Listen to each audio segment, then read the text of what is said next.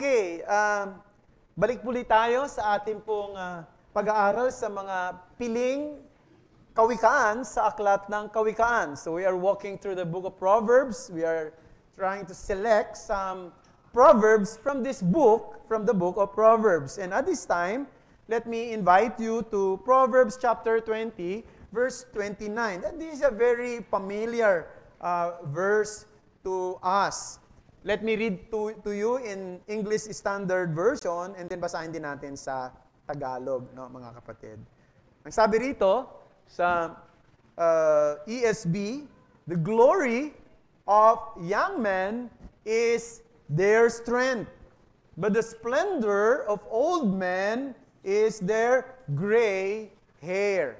Ang kaluwalhatian ng mga kabataan ay ang kanilang kalakasan, at ang kagandahan ng matatanda ay ang ulo nilang may uban. Ito po ang salita ng Panginoon. So I will entitle this message, this simple message, Young and Elderly in the Lord. Now, yung ating kultura is trying to defy o labanan yung pagtanda. Di ba? Karamihan ngayon, sa kabuuhan naman, as much as we can, we want to be looking forever 21.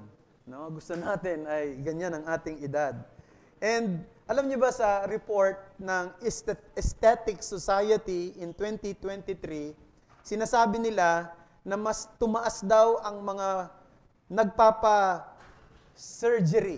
surgical procedures pagdating sa pag-e-enhance ng itsura para hindi tumanda. Ang top surgical procedures in 2023, liposuction. Sa Amerika lang ito, 394,527 ang nagpa-liposuction. Ito yung nagtatanggal ng taba, no? Tama ba yun? No, liposuction. Breast augmentation. Magpapaayos ng kanyang breast. 249,560.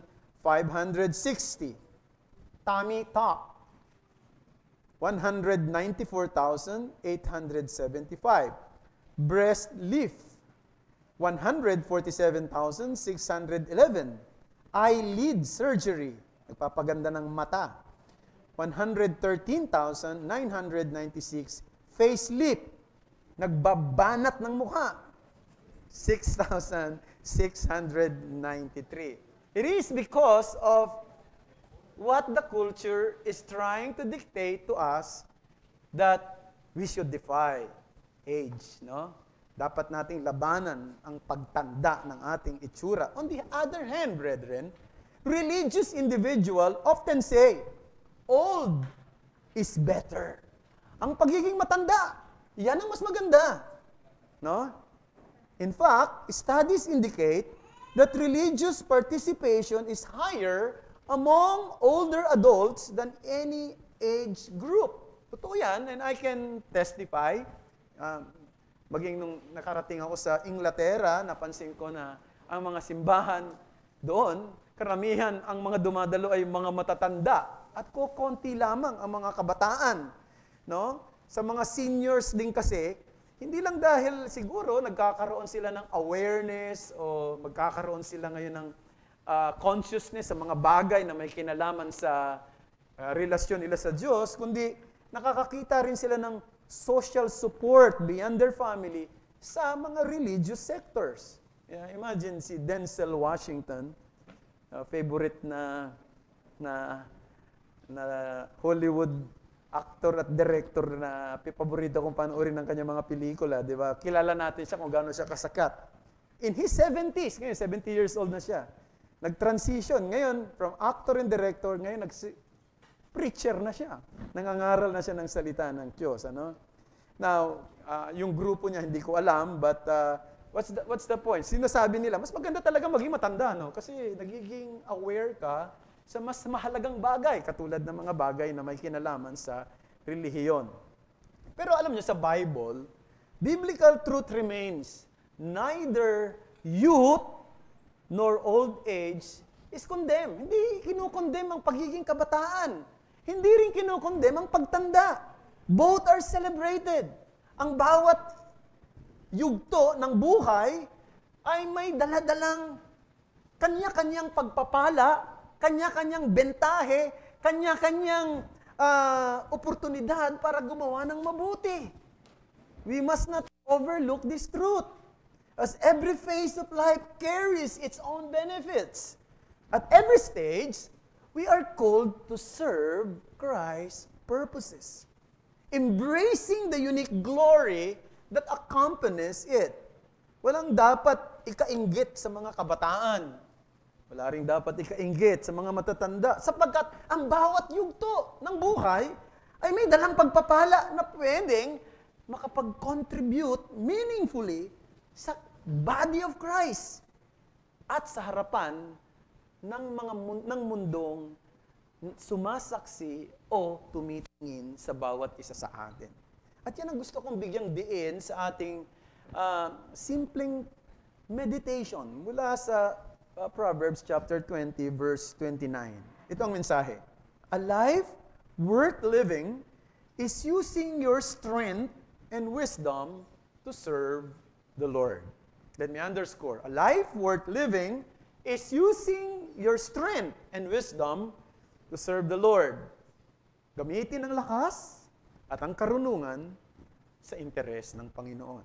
So, dalawang headings lang, dalawang punto. First, let's look at itong mga outline natin ay natural outline. Pwede nating sabihin. No? First, the power of being young in age. And then, the prestige of being old in age. First, the power of being young in age. Ano yung meron sa mga kabataan? Ang meron ay vigor and worth noting energy. Vigor and worth noting energy. Well, hindi naman natin pwedeng itanggi. Obvious naman. Ang pagiging kabataan ay isang estado ng buhay na nagtataglay ng pisikal at mental na kakayanan na maaaring unti-unti nang nawawala sa mga may edad na. Tama ba? Ang kanilang lakas ay pwedeng magamit sa mga mas positibong aksyon, mas may layuning gawain, making them capable of contributing in dynamic and impactful ways. Ang mga kabataan, yan ang mga pinadadala sa mga giyera, hindi ang mga matatanda. No? Ang mga kabataan, yan ang sumasali sa mga sports, lalo na sa mga sports na kailangan ng tinatawag nating,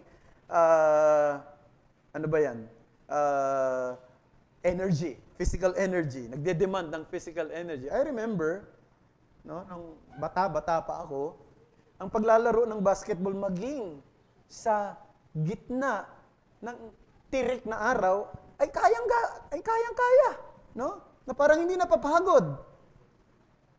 Di ba? Lalo na kahit nung naging Christian kami, naging mananampalataya, ako at ang aking family, I can recall na madalas kami dumadalo ng mga overnight prayer meeting. Walang tulugan, baliwala yun, no? When I was a young Christian, fully immersed in those experiences. And I suppose, kahit na yung memory ko, back then, was just vigorous. No? Talagang madali ako makatanda ng maraming bagay. Madali kong matandaan na hindi ko nataglay ngayon. Natatandaan ko, meron akong kaibigan na magaling maggitara, yung classical guitarist, no? Yung nagbabasa ng nota tapos naggigitara siya. So, ang galing niya talaga. Kasi gusto kong matutunan yung mga instrumental eh. Kasi 'di ba may mga instrumental lang sa gitara. Eh hindi naman ako marunong ako magbasa pero hindi ako marunong mag-apply sa gitara. Marunong ako maggitara ng chords pero yung notes hindi. So, nagpaturo ko sa kanya. No? At ang dami kong alam ng mga instrumental nung bata pa ako sa gitara. No? Tinatandaan ko lang yun. Pipi-play ko, maalala ko, natutugtog ko. Siya, hindi nga niya matugtog pag hindi siya nagbabasa ng nota. Ako, kaya kong tandaan. Pero lahat yun, nakalimutan ko na. Di ba? Wala na yun. Pag inaalala ko, ano nga ba yun? Wala na. Di ba? May mga classic music nung araw ko tawagin, kavatina. Narinig niyo na yan? Kavatina. Ngayon, kaaway na yata. Kaaway na. Pero mga ganong mga nilalaro namin sa gitara. So, ibang-iba talaga ang pagiging kabataan. Taglay mo ang lakas. Taglay mo ang lakas, hindi lang ng katawan, kundi ng isipan, ng memorya. Young people, you have the endurance that many of us no longer possess. But the real question is this: ano ang ginagawa ninyo sa inyong lakas? Ano ang ginagawa ninyo sa taglay ninyong endurance? Sa lagas, sa energy na meron kayo ngayon. Ano ang ginagawa ninyo? Sa Jeremiah chapter 9, verse 23 to 24, sabi ng Panginoon, "Let not the wise man boast in his wisdom, let not the mighty man boast in his might, let not the rich man boast in his riches, but let him who boasts, boast in this, that he understands and knows me, that I am the Lord who practices steadfast love, justice, and righteousness in the earth, for in these things I delight, declares the Lord." Totoo na meron kang lakas. Pero dapat hindi ito magiging daan para ikaw ay maging mayabang. Para magmataas ka sa iyong sarili. O para mawala na ang respeto mo sa iba. Di ba? Minsan kapag nakaaangat ka pagdating sa kalakasan o maging sa karunungan sa iba, parang ang tingin mo sa sarili mo ay mas mataas at ayaw mo na magpapayo, ayaw mo nang mapagsabihan, sapagkat may sarili kang lakas at talinong taglay. Hindi dapat ganun. Instead, it should be used for the honor and glory of God, reflecting His love, justice, and righteousness in all you do. Psalms 96, verse 7. Ascribe to the Lord, O families of the peoples. Ascribe to the Lord glory and strength. Strength is a gift from the Lord. Ang kalakasan ay galing sa Panginoon. At dapat gamitin para sa kaluwalhatian ng Panginoon. Hindi ito dapat ginagamit para sa personal na pakinabang o para iangat ang iyong sarili kaysa sa iba o gumawa ng pangalan sa kasaysayan. Dapat gamitin ito sa Panginoon. Hindi rin ito dapat gamitin para i-pursue yung ating mga earthly pleasure o personal desire. Instead, our strength is given to serve God's purposes and to bring honor to His name. Ecclesiastes chapter 11, verse 9. Sabi rito, "Rejoice, O young man, in your youth. Let your heart cheer you in the days of your youth. Walk in the ways of your heart and the sight of your eyes. But know that for all these things, God will bring you into judgment." Now, ako po'y naniniwala, nung sinabi ito ng mga ngaral, sumulat ng Ecclesiastes, ito'y hindi isinulat sa isang negatibong paraan. Ito'y isinulat sa isang positibong paraan. Sinasabi niya, ikaw, kabataan, maging masaya ka sa iyong pagiging kabataan. Rejoice in your youth. Celebrate your endurance. Yung creative power mo. Di ba, mga kabataan, napaka-creative nila sa maraming bagay. Magpasalamat kayo. Use that. Rejoice in the opportunities God opens for you. Maaring yan ay sa pag-aaral, sa pag-develop ng iyong mga skills, sa pagpaplano sa future. However, tandaan mo ito, na ang lakas tataglay mo, ang oportunidad na meron ka, ang kaabilidad na siyang ipinagkaloob sa iyo are not meant to be used apart from God's will. Hindi yan pwedeng gamitin ng labas sa kalooban ng Diyos. Ang iyong lakas, ang iyong mental ability, anumang meron ka ngayon bilang kabataan, you have to use that for God's glory. Sapagkat kaloob yan ng Diyos eh.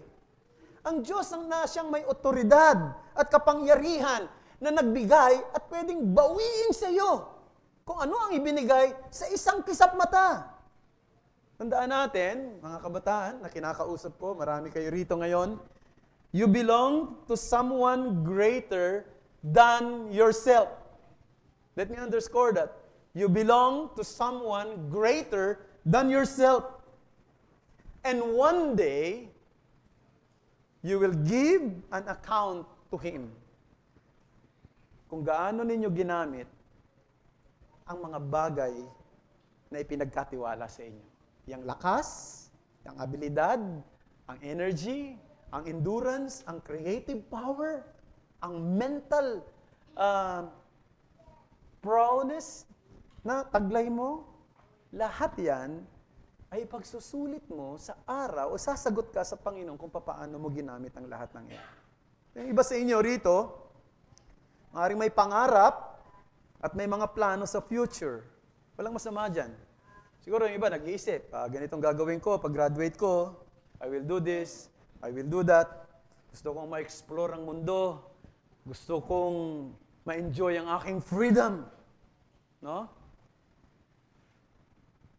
Pero doon sa mga plano mo at sa mga pangarap mo, labas yung kung ano ang gusto ng Diyos. Labas yung ano ba ang kalooban ng Diyos. Labas yung kung ano ba ang inuutos ng Panginoon sa isang katulad mo, ayon sa kanyang nakasulat na salita. Lahat yun ay gusto mo lang. Lahat yan ay desire mo lang. Now, hindi kita gustong takutin. But let me ask you, sinong nakatitiyak na maaabot mo ang iyong pangarap? Sino ang nakatitiyak sa bawat isa sa inyo na ngayon, sa inyong kabataan, na may pangarap, na may gustong gawin, natitiyak nyo na maaabot nyo ang gusto nyo? Meron ba? Hindi natin alam. Anong pwedeng mangyari? Now, hindi ko babanggitin ng pangalan, pero merong isang kabataan na minsan ay nakarating na rito sa iglesyang ito. Nung makilala ko siya, ay mukhang mahal niya ang Panginoon at gusto niya maglingkod sa Panginoon. In fact, sa pagkakatanda ko, nagturo pa siya sa mga kabataan. Pero pagkatapos noon ay pinursu niya ang kanyang mga pangarap at ang kanyang gusto ng labas sa kalooban ng Diyos. He chose his own path and lived outside the church. Nakita ko sa kanyang mga post, yung kanyang mga dream na gusto niyang ma-pursue, kung paano niya gagawin yung kanyang potential, yung mga freedom na gusto niyang i-express, no? Yung kanyang mga desires na gusto niyang i-follow. Nakita ko sa maraming taon sa kanyang mga post pag nakikita ko sa aking wall sa Facebook. Kahapon, nakita ko sa kanyang wall, sinabi niya na mayroon siyang stage 2 leukemia. Bata pa siya. Malakas pa nga eh. Paano niya ma-achieve ngayon ang kanyang plano? Paano niya maaabot ang kanyang gusto? Akala niya siguro magagawa niya ang lahat dahil malakas siya, no? May abilidad siya, meron siyang talinong taglay, pero ginagawa niya ang lahat labas sa iglesia ng Panginoon, labas sa kalooban ng Panginoon. Tandaan natin, life is uncertain. We must remember that our strength and opportunities are given by God. And He has the final say in what happens today and the following days. At any rate, brethren, let me say this, that Jesus is the perfect example of how a young person should use their strength and opportunities. Nakita natin sa Biblia. Sino bang pinakamagandang halimbawa ng paggamit ng kanyang kabataan sa tamang paraan? Walang iba kundi si Jesus. Nakita niyo ba ang buhay ng Panginoon? Natandaan niyo ba nung minsan ay ng teenager na siya, sila ay nag-travel kasama ng kanyang mga magulang doon sa Jerusalem para mag-observe ng pista ng Passover. At nagstay sila doon. Pagkatapos ng Feast of the Passover, babalik na sila. Siyempre, nung unang panahon, bumabiyahe ang marami. Sigurado yan, marami. No? At maaaring by families, kasama ang mga friends, galing sa Nazareth. Siyempre, pabalik na sila. Napansin ng mga magulang yan na wala si Jesus. Hindi nila kasama. So, hinanap nila. Pagkatapos ng 3 araw, nakita nila nasaan si Jesus. Nasa templo, nakaupo. Nakikipag-usap sa mga teachers of the law. At napansin na doon sa pakikipag-usap, siya yung nagtatanong. No, bababasa niyo yan eh. Sa Luke chapter 2 verse 46, no, nakikinig at nagtatanong si Jesus sa kanila. Humahanga nga yung mga teacher sa mga tanong ng Panginoong Jesucristo at sa taglay niyang karunungan. Ang punto doon, even at a young age, Jesus was focused on His Father's work. Ginamit niya ang kanyang kabataan para lalong linangin ang paghahanda niya sa gawain ng pagliligtas ayon sa ipinagkatiwala sa kanya ng Ama. Ginamit niya ang kanyang oras at oportunidad na matuto, na hanapin ang karunungan, makipag-engage doon sa mga taong maaaring makatulong sa kanya. Imagine, si Jesus yan. God yan. Diyos yan. Bahagi ng kanyang pagpapakababa ay yung pagpapailalim sa mga taong mas marunong pa sa kanya sa maraming bagay. Samantalang siya ay Diyos. Minsan mahirap i-imagine yan, ano? Yung incarnation ni Christ, mind-boggling yan eh. Kasi God siya eh. Alam niya lahat ng bagay eh. Pero pinagpasyahan niya sa kanyang pagpapakababa na mag-aral sa ilalim ng mga taong ito. Magtanong, linangin ang kanyang sarili, ang kanyang kaisipan sa paghahanda sa kanyang ultimong tungkulin ng pagliligtas at sakripisyong gagawin para sa kanyang mga hirang at para sa kanyang mga mananampalataya. Ginamit niya yon para lalong maintindihan niya ang kalooban ng Panginoon. Ano yung point ko, mga kapatid, para sa mga kabataan nating naririto?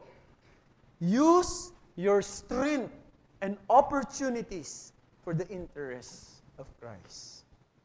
You're young, you're strong, energetic, vibrant. No?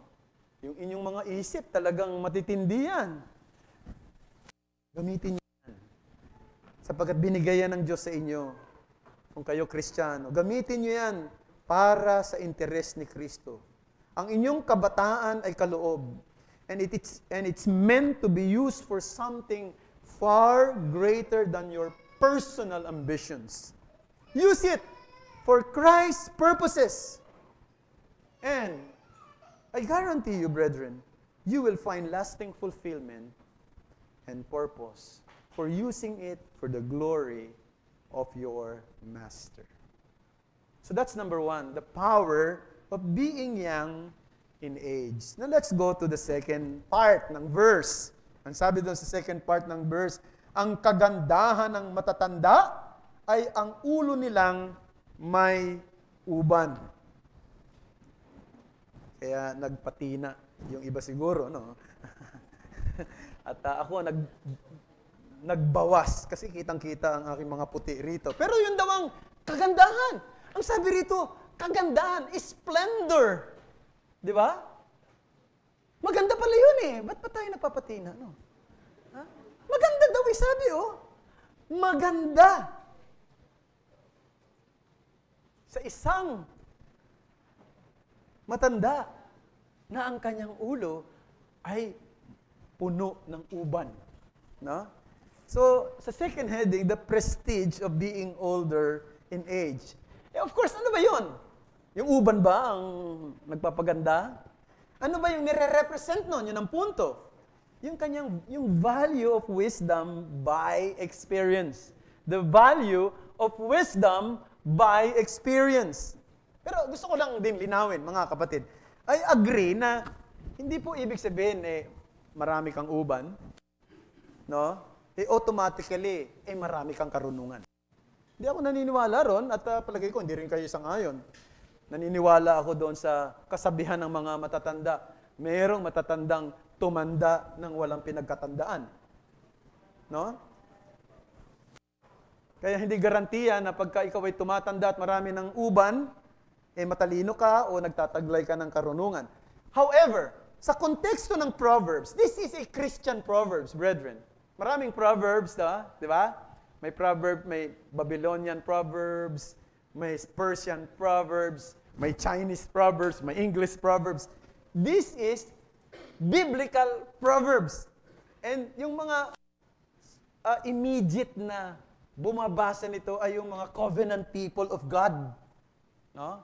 Therefore, nung ginamit ito ni Solomon, we have to understand that the author is likely referring to an older person who possesses wisdom gained through years of experience, reflection, and learning.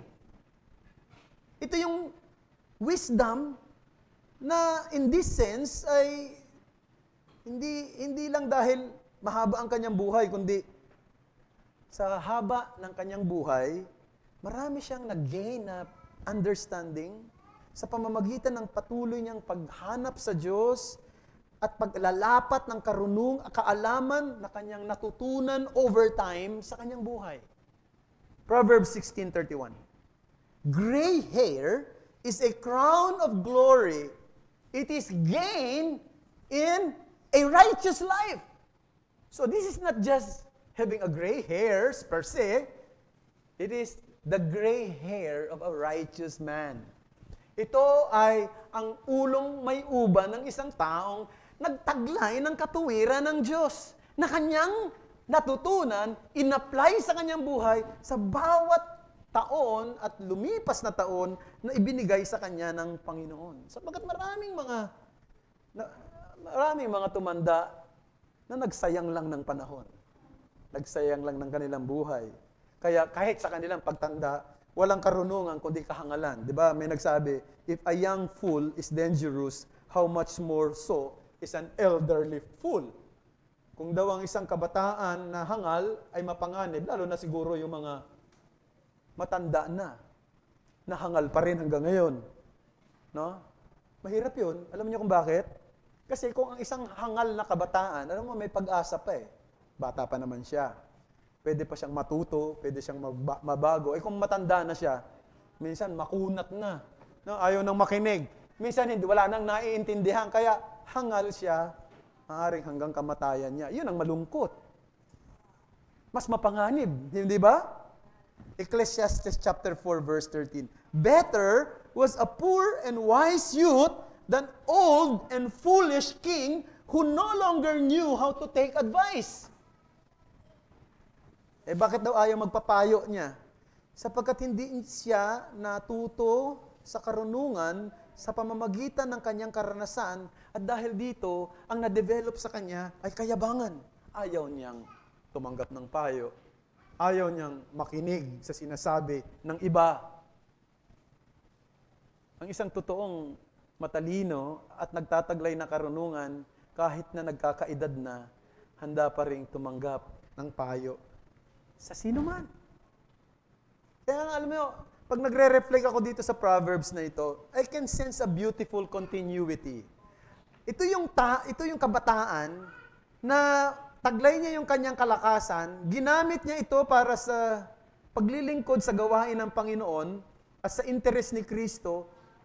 At of course, darating yung time na mag-fade yung kanyang lakas, manghihina siya, maglalaho ang kanyang kalakasang taglay, no? As time goes by, as time passes, at magkakaroon ng pagbabago mula doon sa kalakasan, mapapalitan ng karunungan na sinasagisagan ng ulong may uban.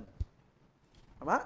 Strength is replaced by wisdom, symbolized by gray hairs. And therefore, brethren, this wisdom is not simply bestowed. Hindi ito yung isang bagay na bigla lang dumating sa'yo. Ito'y in-earn mo. Ito'y pinagtrabahuan mo sa pamamagitan ng iyong pagsunod at matapat na paglilingkod sa Diyos. Ito yung karunungan na resulta ng isang buhay na nakaangkla sa kalooban ng Diyos at hinulma ng salita ng Diyos at nirefine ng mga trials and difficulties na naranasan niya sa buhay na ito. At dahil doon, na-develop at nag-imbak ng maraming karunungan sa kanyang isip at sa kanyang puso. Thus, your learning becomes what? Dahil marami ka ng karunungan, nagiging paraan ito para meron kang maipayo sa mga kabataan. Mga may edad dito. No? Meron kang pwedeng itulong para bigyang gabay ang mga immature. At turuan yung mga taong nagsisimula pa lamang sa kanilang journey, sa kanilang paglalakbay. Di ba maganda yun? Kasi ang dami mong hinubog yung buhay ng mga iba't ibang karanasan na natutunan mo. At dahil doon, meron kang pwedeng sabihin sa mga nagsisimula pa lang. No? Tama ba? Alam niyo, isang unique aspect ng SGCC, itong church natin, even during its pioneering stage, yung nagsisimula pa lang itong church na to, karamihan po sa mga naging kasama namin, kasama ko, at karamihan sa mga naging membro, mas matatanda kaysa sa akin. No? Karamihan. Siyempre, meron ding mas bata. No? Pero karamihan, mas matanda sa akin. No? Ang mga bata noon, yan, sila Omar, sila Joan. Bata pa si Joan noong panahon na yan, siyempre. No? At sino pa ba? Okay. Pero karamihan mas matatanda sa akin. Alam nyo, unique yun eh. Kasi usually, sa mga nagsisimulang iglesia, lalo na ngayon karamihan ng mga iglesia na mga bagong mga church, na mga, siguro ngayon, katulad ng mga ibang mga reformed churches ngayon na nagsimula, mga bago pa lang, alam niyo ba na ang composition nila puro mga young professionals, mga young adults, mga kabataan. And that's fine, that's good. No? Maganda yan. Pero siguro yung uniqueness nung experience ko, na mas marami ay mas matatanda, marami akong natutunan sa kanila. Marami akong natutunan sa mga insight nila, marami akong natutunan sa experience nila, at marami rin akong naobserbahang idiosyncrasies at mga ugali na gusto kong iwasan pag tumanda na ako.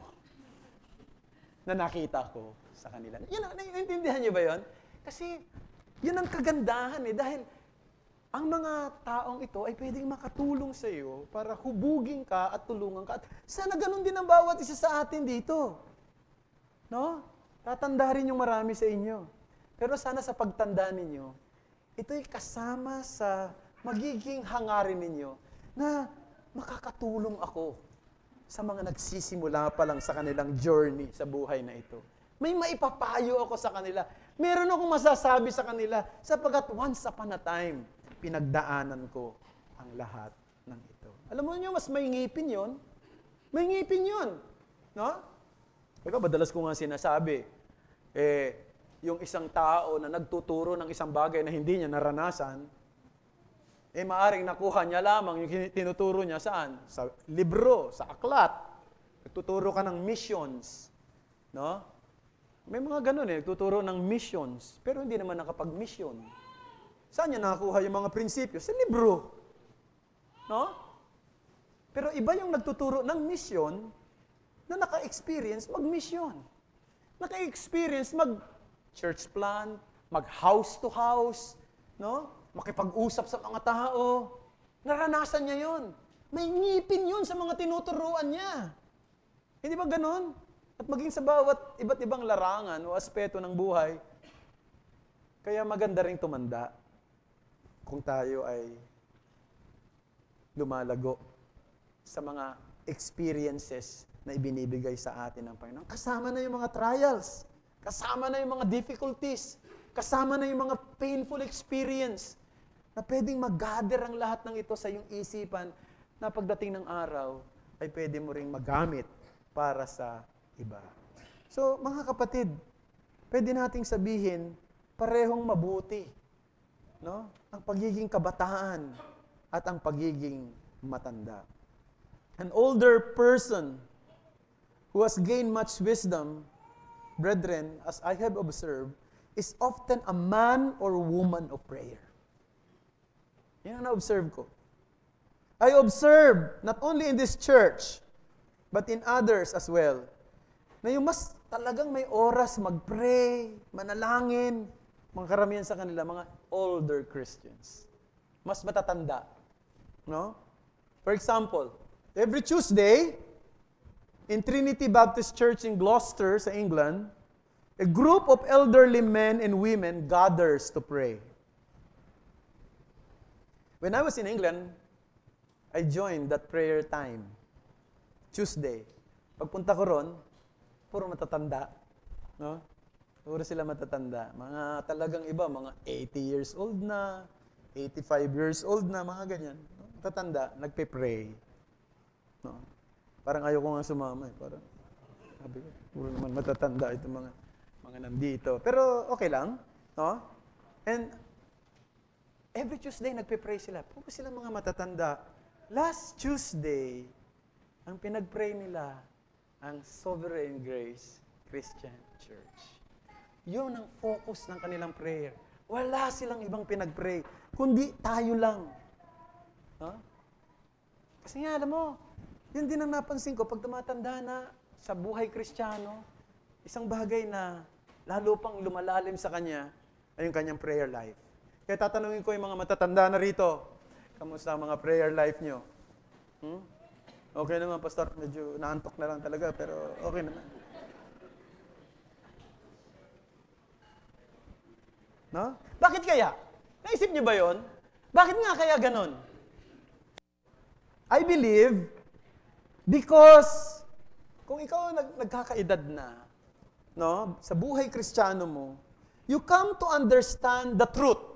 Yung Zechariah chapter 4 verse 6, ano nakalagay doon? Not by might, nor by power, but by my Spirit, says the Lord of hosts. Mas nagiging malalim sa iyo ang katotohanan. Wala talaga sa lakas natin. Wala talaga sa experience natin. Wala talaga sa anumang meron tayo para makasurvive tayo. Tama ba? Kung babalikan niyo yung mga experience ng kayo, mga seniors na rito. No? Alam mo naman sa ako, malayo pa. No? Yung mga senior dito. Tingnan nyo. Hindi yung mga pinagdaanan ninyo sa inyong karanasan. Di ba? Isang bagay yung pwede nyo sabihin. Baka pag binalikan nyo yun, baka hindi nyo kaya. Pero bakit nyo nalagpasan? Sapagkat doon nyo nakita, not by might, nor by power, but by the Spirit, says the Lord of hosts. This deep understanding leads them to fervent prayer. Acknowledging their dependence on the Lord rather than relying on human strength or effort. At sa pamamagitan ng kanilang karunungan at karanasan, nakilala nila na ang totoong kapangyarihan at kalakasan ay galing lang sa Diyos. And this drives their commitment to intercede faithfully to others. So what's the point for the older Christians? The point is this: use your wisdom to help the younger generation establish and grow in their faith. In closing, ano yung sinabi ni C.T. Studd? Siguro pamilya na tayo ron. Paulit-ulit na nababanggit dito yun. Yun ay isang resounding reminder sa ating lahat. Ano yun? Only one life, it will soon be past. Only what's done for Christ will last. Isang buhay lang, mabilis na lumilipas, ang ginawa mo para kay Kristo. Ito lang ang may kabuluhan at may kahulugan. Manalangin tayo. Marami pong salamat sa mga salita mong napagbulayan namin sa hapong ito. Sana po aming Panginoon ay tunay na ma-encourage kami ng aming buhay, mga kabataan na naririto, ang kalakasang taglay, ang vibrancy, ang stamina, na taglay ng mga kabataan, lalo na ng mga mananampalataya, yung talas ng pag-iisip, ang lahat ng ito'y magamit hindi sa labas ng iyong kalooban, kundi para sa interes din ng iyong kaharian. Tulungan mo na sa bawat pangarap, sa bawat plano, sa bawat gustong maabot ng bawat isa ng mga kabataan, huwag naming ilabas ang kalooban ni Kristo. Kundi ang lahat ay gawin namin ayon sa kalooban niyo, ayon sa prinsipyo ng salitang nakasulat at hindi para lang sa pansarili naming gusto. At sa pagtanda, huwag naming katakutan ang pagkakaroon ang pagtanda ng aming mga edad. Bagkus, sana'y tingnan namin ang napakagandang opportunity na ito, na kami nakakagain ng mga wisdom where we can be of help to those who are still starting in their journey. O Lord, bless SGCC with young men and young women na very vibrant in serving your interests. And bless our church with older men and women who can be used, Lord, for counseling, advice, and for encouragement to others, especially sa mga kabataan, sa mga immature, sa mga baguhan pa, sa kanilang paglalakbay sa kanilang buhay Kristiyano. Sana ito ang maging karakter lagi namin bilang isang iglesia. At ikaw ang maluwalhati. At ang interes ng iyong ebanghelyo ay patuloy na isulong namin na si Kristo lamang ang kailangan ng mga makasalanan. Si Kristo lamang ang kailangan para sa kaligtasan at para sa ang isang tao ay matanggap sa iyong kaluwalhatian. Muli, ang papuri at parangal ay tanging sa iyo lamang. Ito ang aming dalangin sa ngalan ni Jesus.